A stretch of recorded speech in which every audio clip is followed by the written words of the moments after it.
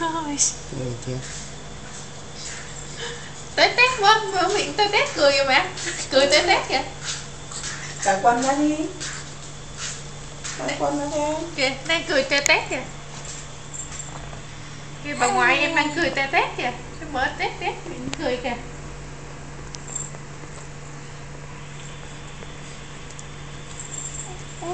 Kìa vui quá kìa.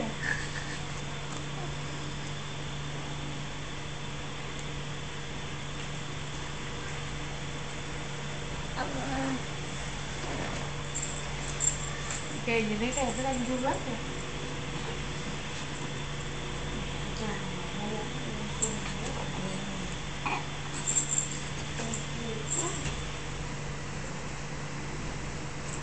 Để xong chưa?